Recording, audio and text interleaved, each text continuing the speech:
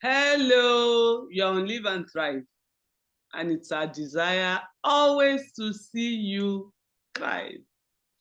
The topic we are looking at today is decision making. It is said that indecision in itself is a decision, and we need to make decisions on a daily basis. As we set goals and make plans to achieve them, we must make decisions. In fact, it's impossible to fulfill purpose without making decisions. So, Tony, what exactly is decision making? Hi, folks. Always good to be here. A popular TV personality, Dr. Phil, once said that sometimes you make the right decision and sometimes you make the decision right. We'll look into that as we try to dig deeper into what decision making is all about. So when you're making a decision, it's essentially choosing or judging between two or more courses of action. You could use what I'll call gut feeling, but you could also use your reasoning to conduct your decision-making process. Now, you need decisions when you are tackling problems or when one is trying to take advantage of available opportunities. Don't forget that for you to thrive, you are looking at providing something that adds value, that has associated risks. So your decision will weigh how much you should put into that decision you want to take. Good decisions reduce complexities and uncertainties in our environments. And essentially, they are the steps that we take toward achieving our goals. It is often a very difficult situation to make decisions. But one of the things we do as a matter of course is to make decisions every day.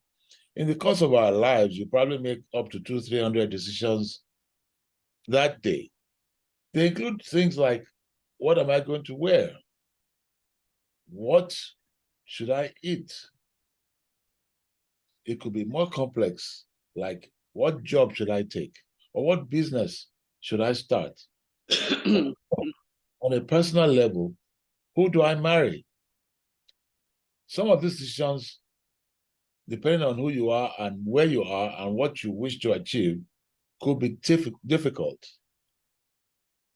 But one thing I would advise primarily about decision making is don't look at the immediate gains. Always think long term when you're about to make decisions. So that essentially opens the door for us to discuss more on decision making. Thank you so much. Yes, successful people think long term, and decision making is part and parcel of our everyday life. So, since we can't do without making decisions, how do we know we are making good decisions? Or is it just to decide, just make decisions? How do we know we are making good decisions? Well, like I said earlier, there are no perfect decisions. But oftentimes you could weigh the options you have and find one better than the other. There's always a level of risk because the information you have at the time you're making that decision could be invalid by the time the results are coming in. But generally, the general rules that help us make good decisions are as follows. One, you base your decisions on evidence and logic. So that means you need to research what you want to decide on and know as much information about the consequences, the possible results of the actions you're about to take before you take them. You see, life does not forgive us when we go the wrong way. We always pay the price. There's always consequence for everything we do. So if you are to reverse that thinking, it means before you do it, think of the consequences you're likely to make a good decision. Now, one other thing about a good decision is it's very clear. There will be no ambiguity about the decision you have made. It's like you want to start a business, and imagine your decision is something like, I think I'll go into the fish business. That's not clear enough. You need to determine whether you want to go into fishing itself, that's going out to sea to catch the fish, or going into a distribution business, and so on and so forth. So there has to be clarity as to your decision, so that when you are acting on it, you are not going to be confused. Good decisions are also feasible. That means it can be done with the resources and constraints that you have. If it cannot be done with the constraints that you have or the resources you have, it's probably not a good decision. Like I said earlier, good decisions also look at the long-term view. So imagine you decide to cheat your business partner because you are going to make a short-term gain. There's a long-term consequence of either the business collapsing or the guy retaliating. Altogether, it doesn't look too good in the long term. A good decision also is accountable.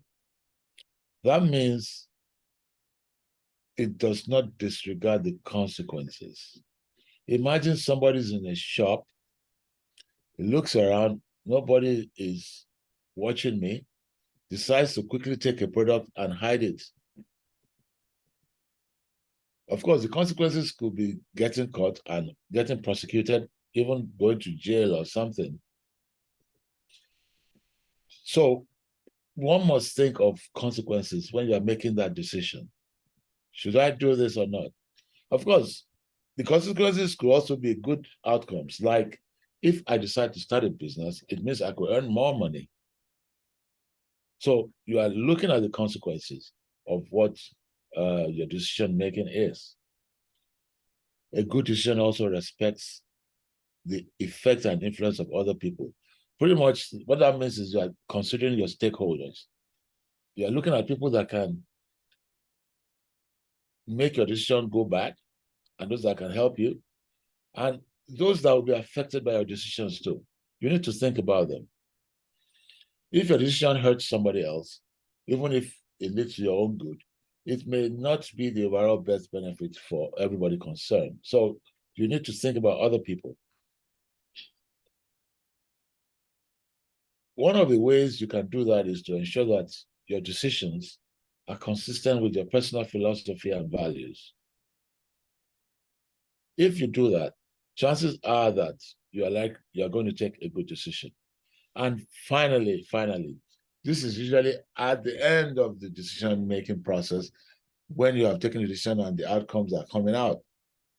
A good decision will always yield better outcomes or help you achieve your goals. That is the key to good decision-making. Yeah, after all, that's why we are here, to achieve our goals and fulfill purpose. And we've always said on this channel that our being and purpose in life must take cognizance of others. It's actually impossible to fulfill purpose without people. So it's not so surprising that good decision making must include consideration for others.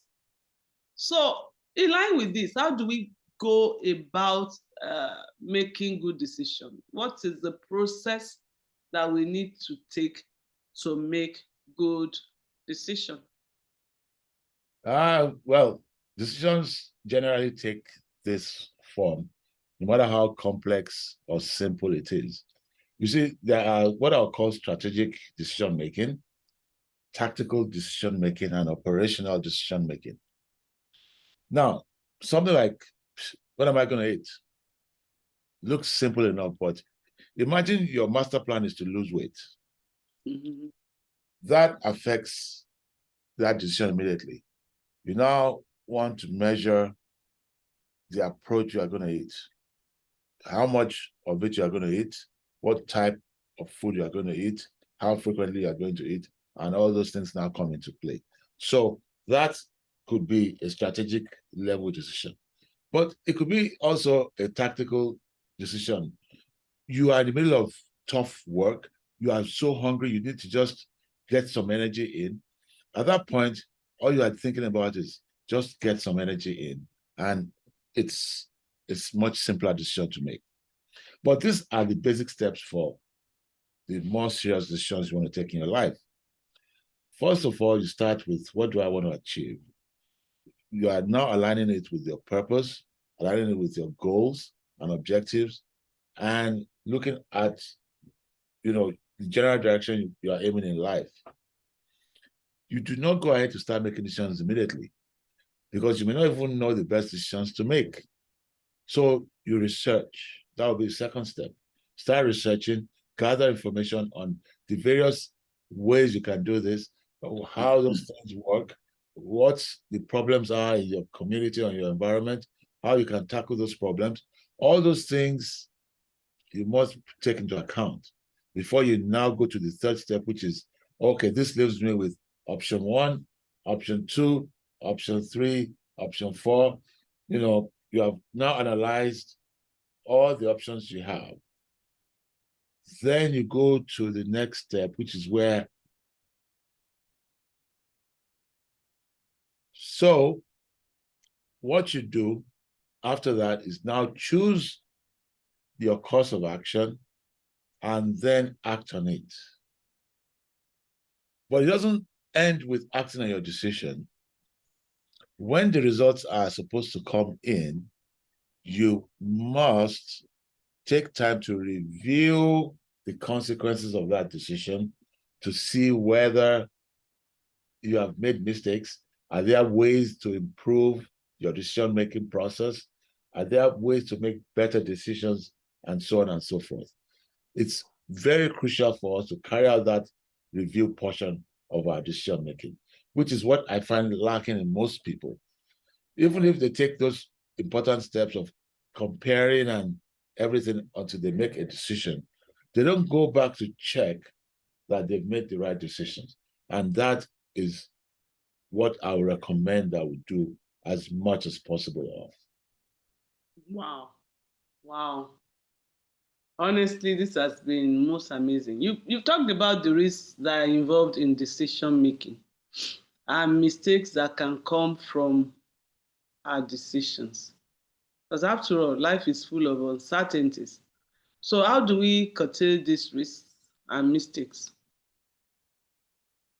Well, if you take all the steps toward making a good decision, chances are that you'll make a good one. But there are still a few traps, here and there. One of them is, some of us are impulsive. We quickly run through things and assume we've checked it all and that's it, it's good to go. Never do that. Take time to make sure you have gathered as much information as necessary. But then that leads us to the next trap to avoid, which I'll call too much information, overthinking, or what I'll call analysis paralysis. You start overthinking, overanalyzing, and that freezes you from taking a decision because you are maybe getting too worried about the consequences. Bad decisions also come when there are too many people involved in an important decision to make. Anybody who studies politics would know that. Imagine if you put 10 people in a room to decide on certain things. Everybody has a different opinion, and it's so hard to get them to work together on a specific goal because they might all have different goals and interests in that decision. So it's always important also to sort of optimize the number of people involved in the decision-making process.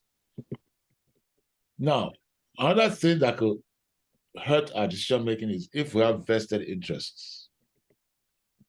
Perhaps you have an emotional interest in a particular outcome. You start analyzing things to favor that your preferred outcome instead of looking at it objectively. So as much as possible, when we're making crucial decisions, you detach yourself as much as possible. I call it taking the balcony view. Imagine you were somebody else looking at yourself right now, trying to make that decision. Would you make that decision? Like some people want to get married, for example. They have two options. One is a demure girl, but she doesn't look so good. The other one is good looking, but has so much trouble. And that's the one you really favor. That's the one you want. The decision is likely to be a bit dicey, if I might say that.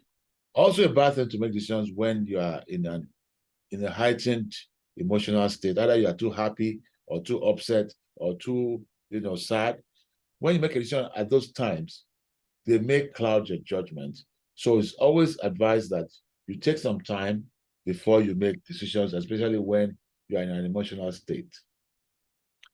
Some decisions are also colored by biases.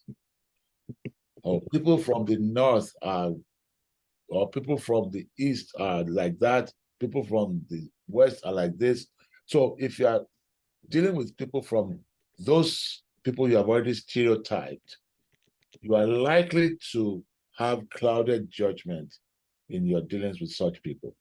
So always step back and ask yourself, is there any bias that I have in dealing with this situation? Some biases include anchoring bias. You could also have a confirmation bias. There are very many types of biases that cloud our judgment. So it's always a good thing to check, is there anything that's making me favor a particular option more than the other? And that may also help you make. So those are real traps that can affect us, even if we take all the steps in decision making. Now, I'll close this with a quote from an American actress called Kerry Russell. She said, sometimes it is the smallest decisions that change our lives forever. So, even when the decision is small, remember your ABC. Always be committed. Thank you so much. Wonderful, wonderful. Yeah, I've taken away a couple of things. Standing out for me today is that decision must align with our purpose and goals. And we shouldn't allow our emotions to cloud our judgment. Honestly, it's always an amazing time here. I hope this session has been as interesting for me as it was for you. Thanks for watching. Please view our other videos on Live and Thrive YouTube channel. Like, comment, subscribe, and share. Yeah, amazing time again. Enjoy. Bye.